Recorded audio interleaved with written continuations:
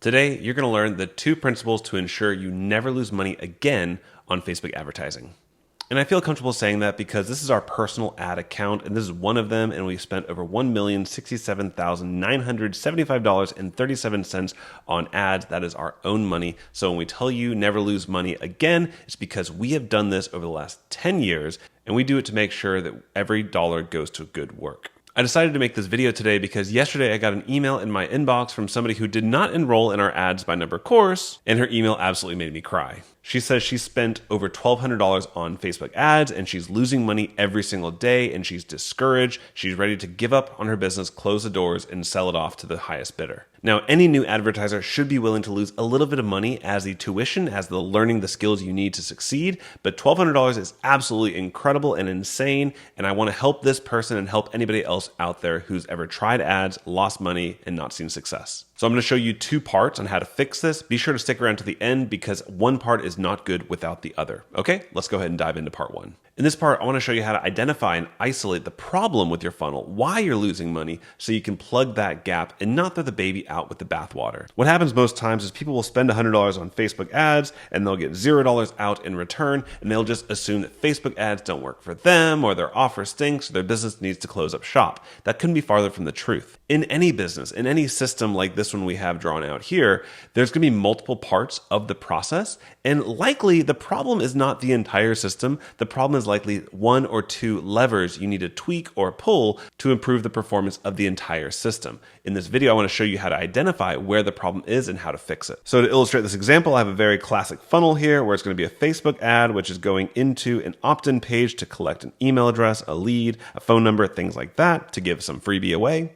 And then in order to recoup the cost of your advertising, we're going to make them a special one-time offer on the next page where you can charge a small amount of money to try to just pay for that ad spend. And you can complicate this, add upsells, downsells, but we'll skip it for the sake of this explanation. And then finally, you'll have a thank you page where you can finally measure all the results. So if you're putting money into Facebook and you're not seeing results on the other end, follow this step by step. Don't look at the entire process and get overwhelmed. Look at it piece by piece. Start from the beginning and work your way to the end.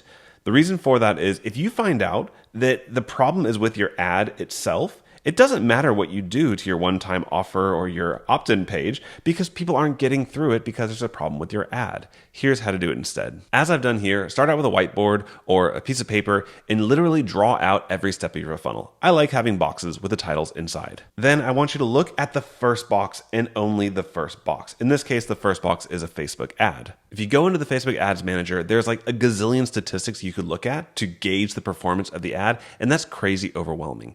Instead, I like to think about 2 things. The first thing is, what can I control? What can make the ad work or not work? Well, a couple things are 1, the audience, the targeting, right? Number 2, the image on the page, the video or on the ad, or number 3, the headline and the offer itself that you're advertising. Those are the controllables. Don't worry about all the other stuff. The second thing you want to think about here is what are the statistics that actually matter that help indicate to you what's wrong? Here's 3 examples. So number 1, we said targeting could be something that could be wrong. How can you gauge what's a good number to see if the targeting is right or wrong? Well, personally, I like using CPM. That's cost per milli. In other words, the dollars spent to get 1,000 impressions or views of your ad. For example, if you're advertising a product for breastfeeding moms, for example, and your targeting only shows it to 70-year-old men, your cost per milli, your CPM is going to be very high. That's going to tell you fix the targeting. Don't worry about anything else. Fix the targeting. Try again. All right, next thing. What if it's the ad itself? Maybe it's the copy, maybe it's the headline, maybe it's the image. A good way to determine if that's the problem or not is CPC, cost per click.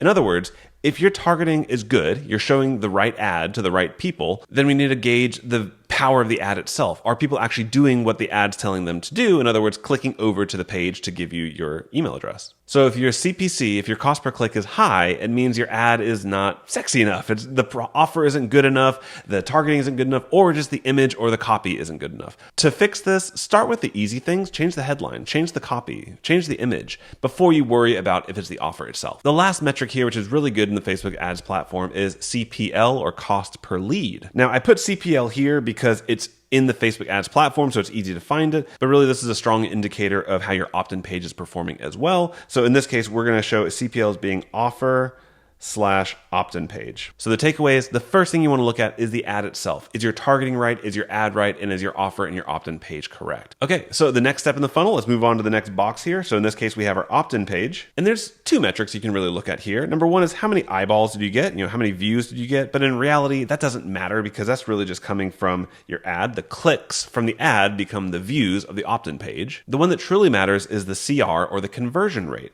So this is going to be a percentage. We like to see anywhere between a 40 and 65% or so opt-in rate for cold traffic. And so if we find out that everything on the ad is good, everything's checking off on the left side of that line, but we're not getting people opt-in onto our list, it's not the ad's fault, it's the opt-in page. Maybe your page is loading too slow. Maybe the opt-in page looks different from the ad, and so they get like a weird user experience that doesn't work very well. Maybe the bullet points aren't persuasive enough, or maybe you're just asking for too much information on your opt-in form. All right, moving on to the next step, the one-time offer, OTO. Really, there's two things to look at here. First one is your conversion rate.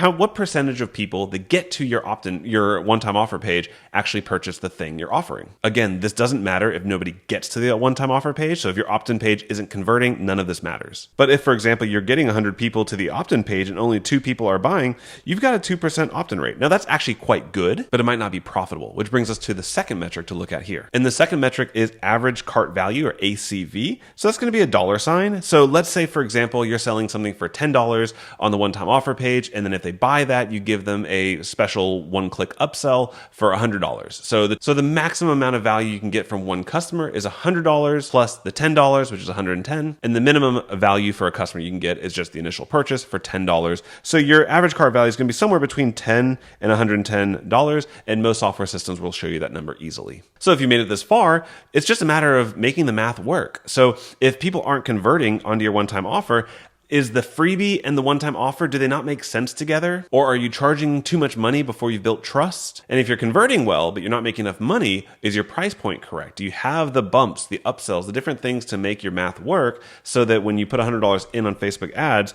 $100 can come out on the back end? All right, so that's principle number one, is just making sure that your math works and being able to identify where the gaps are in your system. If you're getting value in this so far, please be sure to subscribe, comment, and like. Now let's move on to step number two, which is how to never lose money again. And I do that with two simple rules. And these are not rules that you're just going to paste up on your door, your frame, or they're not like happy words. These are actual actionable and programmable rules you can put directly into Facebook to make sure you never lose money, even if you stop paying attention to your ads. Fun fact, last 3 years, we've taken very long summer vacations, 40+ day road trips, and we would spend $1,000, $2,000 per day on ads on some of those road trips. I would never be hovering over my computer checking it day in and day out because I would have these two rules installed in my system. And I would love to tell you they're super complicated, but they're not. Rule number one is just turn off the losers. And rule number two is to scale your winners. In other words, do more of what works and stop doing things that don't work. Going back to the beginning of the video, this person spending $1,000 plus on something that's not working, that is a big problem. You should never do that because you don't know if it works yet. So the only things left to do now are to define what does that mean if it's a loser and a winner, and then how do you actually implement it? Well, let's define losers as a couple different ways. So we're looking over here now. So what I have written down here is ROAS less than 1. What that means is return on ad spend. I put $1 in, do I get $1 out? If so, I've got a ROAS of 1 because 1 divided by 1 equals 1.